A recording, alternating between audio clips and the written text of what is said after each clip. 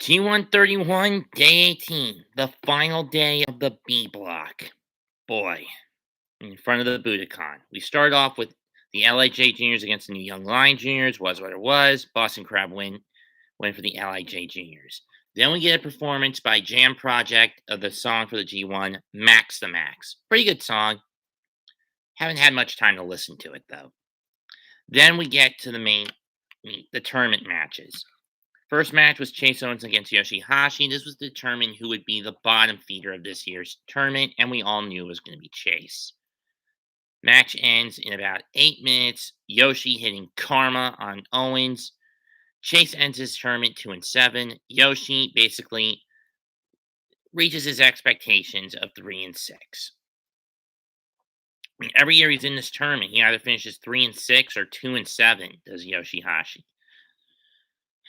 That said, we move on to Hiroki Goto against Tom Otonga, and throughout the match, you hear Chris and Kevin basically throwing a lot of glowing praise on both the GOD as singles competitors, as well as Jado, the latter mostly for being a mentor and choosing not to stick his nose in for most of the tournament, something I also am willing to throw GOD a bone for, keeping Jado out of most of the matches unless it was needed.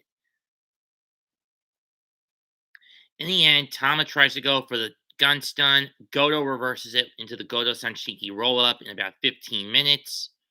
Goto finishes, again, matching his personal worst of 3-6.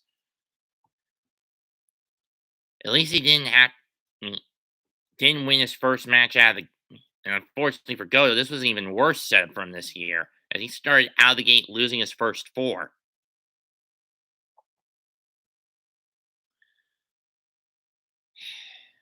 Next up was Tai Chi against Tana Hoshi.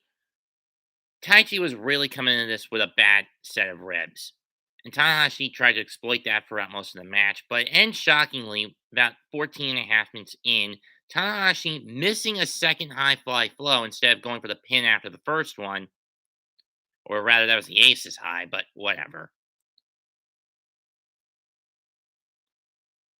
And Tai Chi gets him in his version of the Gato clutch, bad ribs and all. He gets the W over the ace. So Tai Chi finishes 3-6. Tanahashi, for the third year in a row, finishes 4-5. Our semi-main pitted Sonata against Evil, and it was what you expected.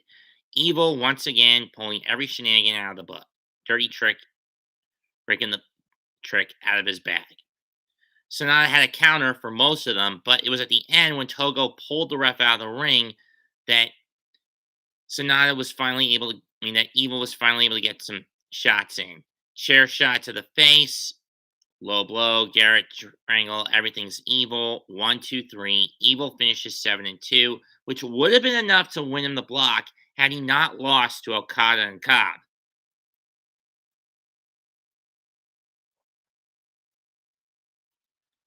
And unfortunately, that wouldn't happen.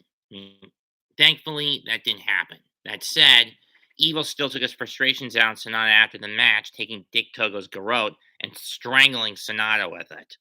Sonata finishes 4-5, which outside of last year is where how he usually finishes his G1 runs.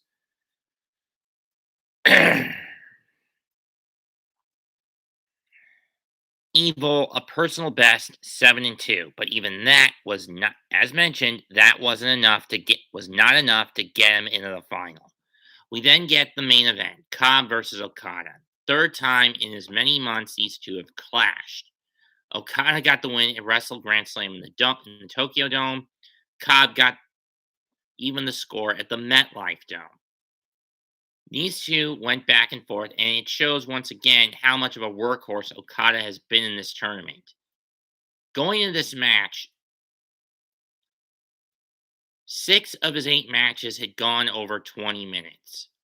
3 of them over 25, and 2 of them nearly went to a draw.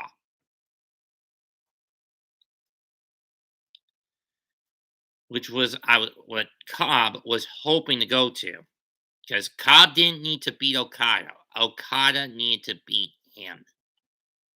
And they went back and forth trying to get.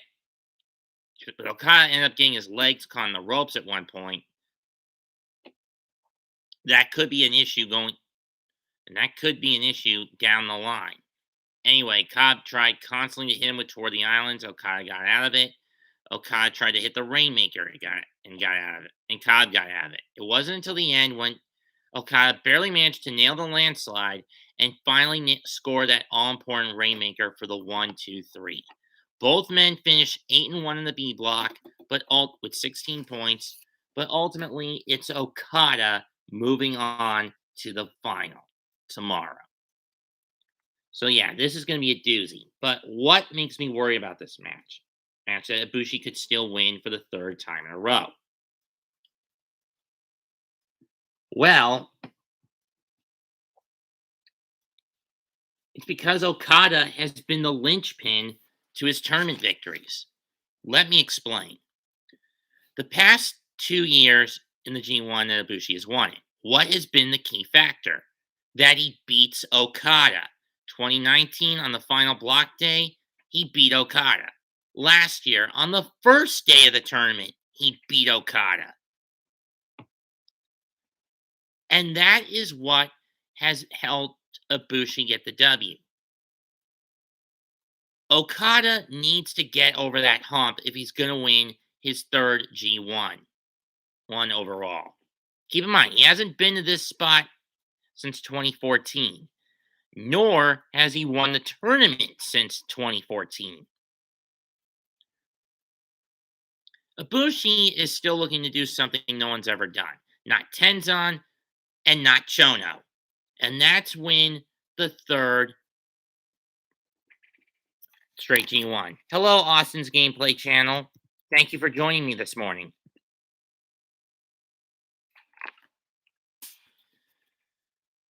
Anyway, can Okada get over that hump and do what he hasn't done in the past 2+ years and beat Ibushi in the G1? Or will Ibushi make it 3 in a row over Okada, and more importantly, make it 3 G1s in a row that he's won? The answer to that question is up in the air. I don't know. We'll find out tomorrow from the Budokan when this thing finally wraps up.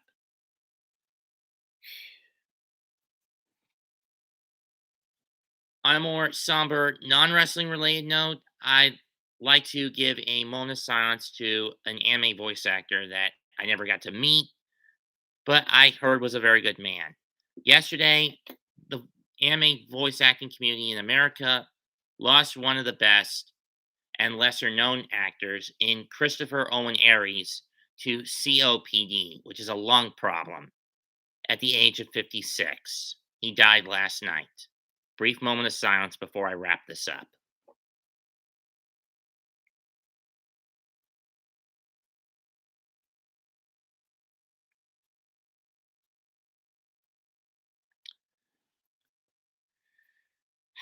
Leave a comment, smash the like button, subscribe to my channel. Mets2128 signing out. Goodbye and good night. Bang.